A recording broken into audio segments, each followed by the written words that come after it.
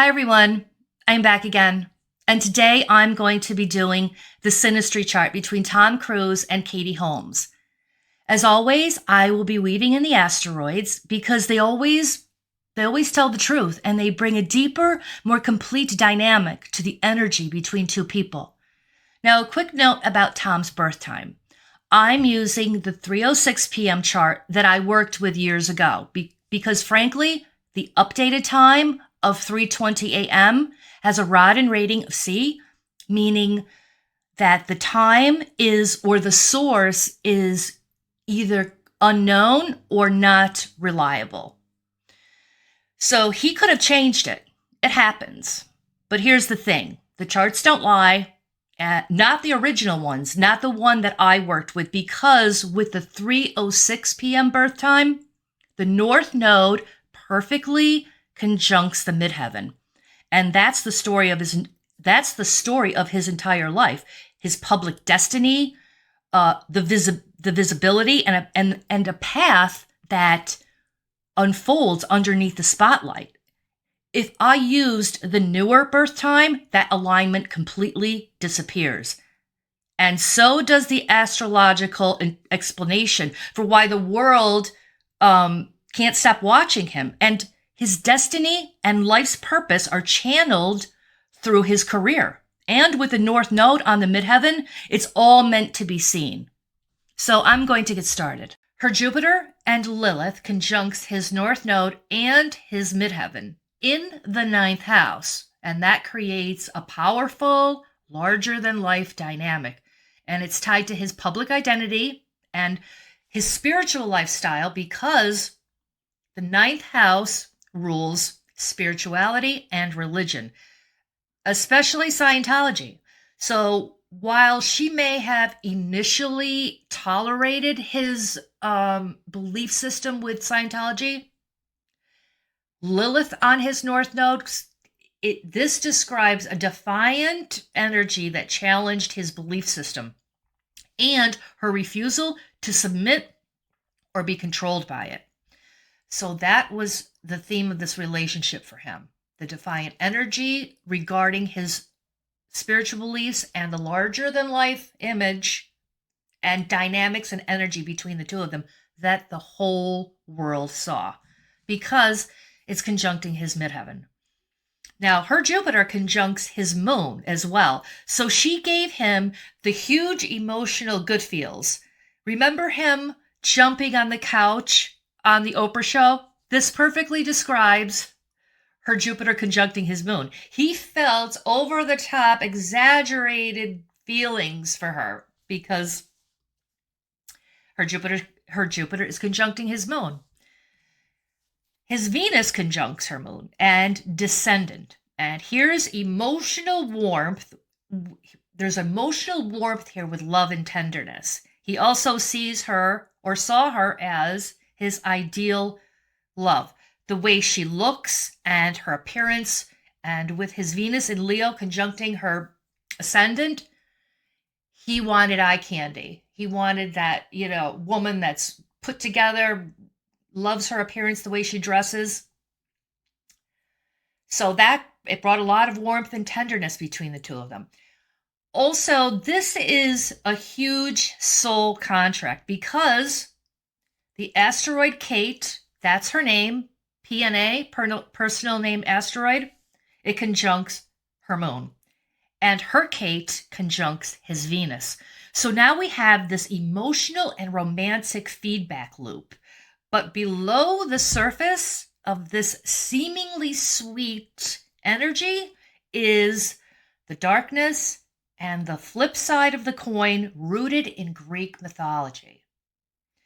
Now, I'm going to circle back to the moon and Venus later because there's other asteroids involved as well with this, with Venus and moon.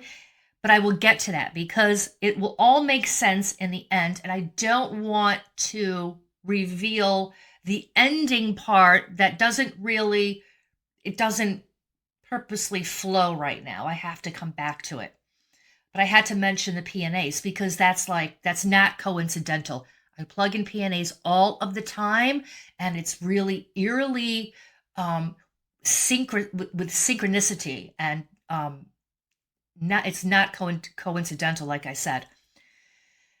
Now, her Nessus conjuncts his sun in the ninth house, and Nessus has to do with abuse. And this is where it hurts, because his spiritual identity, his belief system is rooted in the ninth house.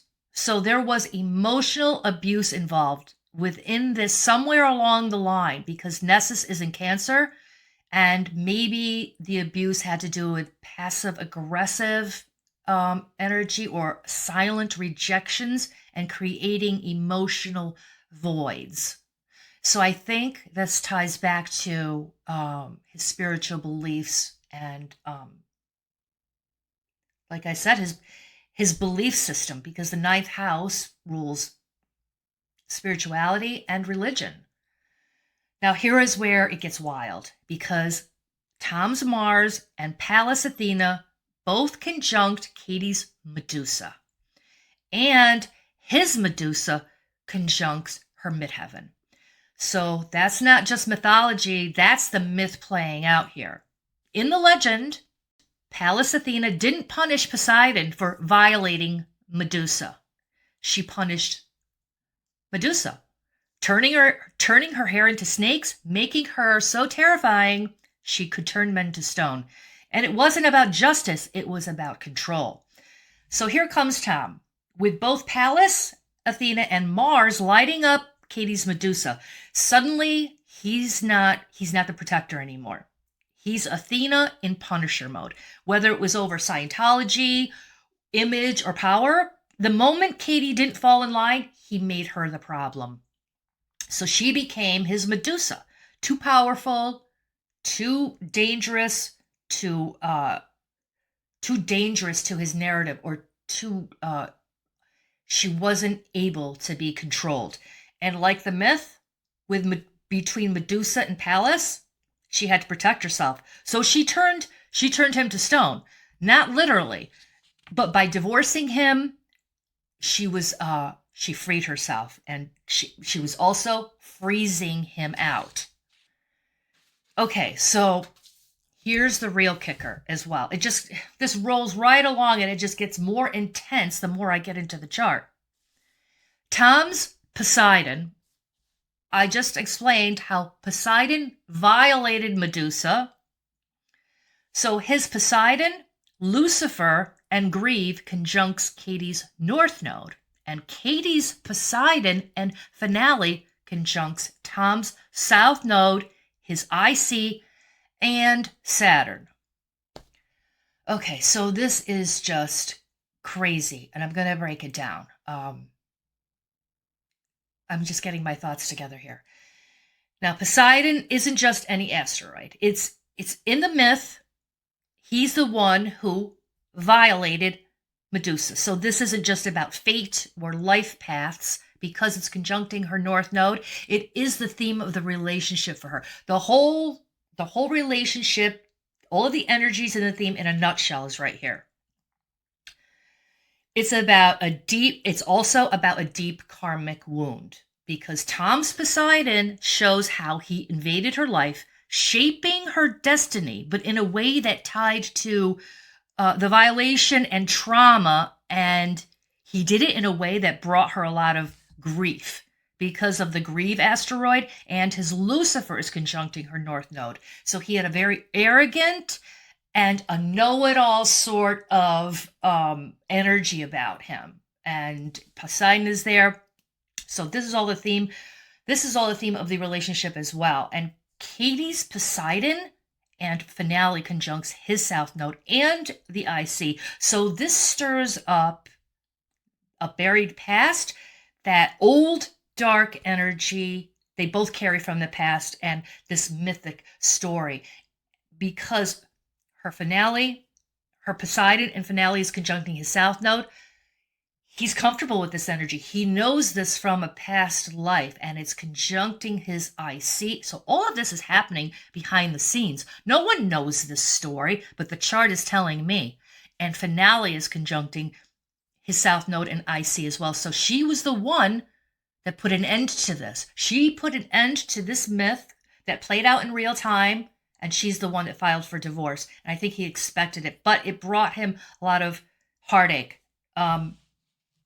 So this whole connection is really haunted by ancient patterns of power, violation, and the struggle to heal or break free. And she did break free. Now, with her Mira conjuncting his vertex, there's sexual taboos here as well, and shadowy energies underneath the surface of this Greek mythology coming to life. Okay, so what else? Her Katie's Chiron, Sedna, and Chaos conjuncts Tom's finale and descendant. That's the cosmic equivalent of a messy breakup in the worst kind of way, in full myth mode, because Chiron and Sedna, this ties to an almost a frozen pain associated with betrayal, because Sedna has to do with extreme betrayal, and Chiron is holding hands with Sedna, and this has to do with pain over the betrayal, and chaos is here as well. So that's just a disaster waiting to happen. It's just pure disaster. And Tom's finale, here comes finale again. Tom's finale, that means endings. So she brought a lot of pain into this relationship after they separated and during the separation, and there was a lot of chaos, stirring up a storm of pain, betrayal, and heartbreak. Now, Tom's narcissist and Proserpina conjuncts Katie's descendant. The angles are very important parts in a synastry chart. I've already gone over the IC, and now I'm going over the descendant. And I've also gone over the ascendant and the midheaven. So this is really, all of these energies are really important when they're conjuncting important angles in your synastry chart.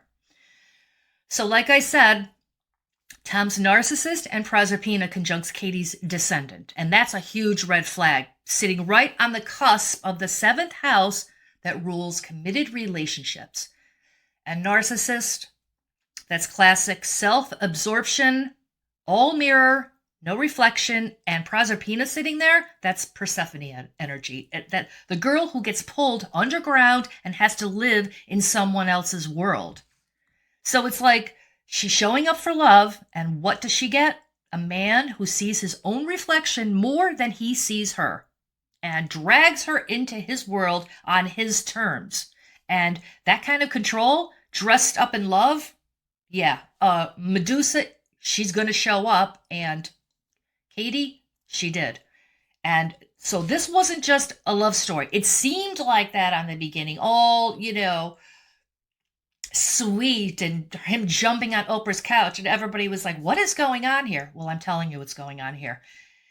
It was a power dynamic. She got pulled into something way deeper and darker than she signed up for. And she really couldn't see this coming because of the Neptune aspects. His Venus trines her Neptune, and his Neptune conjuncts her Venus. So there's rose-colored glasses in this relationship, not seeing each other for what they really are. Over-idealizing each other through the fog of Neptune's haze. But now, she needs freedom in her relationships because her Eleutheria is conjuncting her descendant natally. And that was just not possible in this relationship. Also, his nemesis and Alutko conjuncts her sun, a very important luminary. Whether he meant to or not, there's more energy here of punishing her just for being who she is, because the sun represents you. And maybe not overtly with him punishing her, maybe it wasn't overtly, but through, like I said before, power plays, criticism, secret betrayals because of nemesis, which ties back to his Pallas Athena conjuncting her Medusa. Because, like I've said before, this is all tying in together. Pallas Athena punished Medusa. Now, her Mars conjuncts his Zeus, and that is a very strong possibility. I'm not saying 100%, but I've seen this many times before. So it's possible that he cheated on her. Zeus was the brother of Poseidon, another cheater. And like I said before, Tom's Poseidon conjuncts her north node. So we possibly have a validation here because of Zeus. In this relationship, Katie was cast as Medusa, punished for her power, dragged into a mythic underworld of control, illusion, and betrayal. And the cosmos said, it wasn't just a breakup, it was karmic retribution. Now, Medusa ultimately put her trust into Pallas Athena, and Pallas Athena failed her. So in essence, Tom failed Katie, and she felt betrayed. Now, her nemesis conjuncts his Lilith. So there's a possibility that she was unfaithful to him as well because his Neptune and Lysistrata conjuncts her Zeus, which would validate that. Now, this may sound confusing, so I'll just go over it again a little bit slower to make it sound more easier to understand. So her nemesis, that has to do with secret betrayal. And it's conjuncting his Lilith, and that has to do with sexuality. So the possibility of her being unfaithful is strong because not only have I seen this multiple times before, but nemesis, there's a secret betrayal that he wouldn't know. It happens behind the scenes, and he's not really aware of it, which would be validated because his Neptune, fogginess, illusions, rose-colored glasses, being in a fog, his Neptune and his Lysistrata, that has to do with sexual manipulation, withholding of sex as a power tool, and it conjuncts her Zeus, which has to do with cheating. So in this could also mean, if I was giving her this reading and we were friends, she would validate this for me in some way, shape, or form. So the other possibility here is that he was withholding sexual relations from her, or he was using it as a power tool, and she ended up being unfaithful, and he didn't know it because of Neptune being involved. Now, he thought he was the god, the king, the one in power, because Neptune is ruled by Poseidon, the one that violated Medusa. But Neptune here made him, he had a blind spot up. It put him in a fog, and she held the cards. She may have seduced him, or withheld intimacy, or used desire in a way that destabilized his masculine ego. That's another possible energy of this. So it's not just betrayal, it's being outplayed on the very battlefield that he thought that he ruled, because he's Neptune in this position. But like I said, Lysistrata has to do with sexual manipulation and withholding sex. But here's the kicker too. Her Lysistrata and Nymph conjuncts her sun natally. So she had the power here. Conjuncting the sun, that's power right there. She had sexual power, and she used it to her advantage. Okay, so now I'm going to be circling back to the beginning where I talked about her asteroid Kate conjuncting his Venus. Well, we've got another couple of asteroids here that are really crucial to the ending of this story. Not only does her Kate conjuncts his Venus, her Humpty Dumpty conjuncts his Venus as well, and Kate. So this wasn't love. It was love, but it was shattered and broken, and he didn't see the fall coming because Humpty Dumpty is conjuncting his Venus and her Kate. I sound like I'm repeating myself, but it seems like I have to make this clear because a lot of people don't understand the asteroids, I think, as well as I do. I've been doing it so long that it just comes really easy to me. Now, his Medusa conjuncts her moon. The moon has to do with the mother, and that's where the revenge landed. Medea has to do with revenge. So when she filed for divorce, when she became Medusa, his punishment was silence and estrangement from Surrey. That was the cost. That was the revenge. Now, about her for a minute here, to give you some more idea of the type of person that she is. She has Valentine conjuncting her North Node natally. So love is a part of her destiny, but not love that demands sacrifice or submission, and not narcissism, and not punishment. She wants love that has value, and love that comes with devotion, not a descent into the underworld of control and occult. So she walked away from this myth and she rewrote the ending, and ultimately, with karmic retribution, ended the energies that played out in the past and came forward to be finished. So that's all I have today with these two. And if you need a synastry chart, my email is in the description box. And please like, share, and subscribe to my channel to support me. And I will be back soon with more synastry charts. So have a nice day.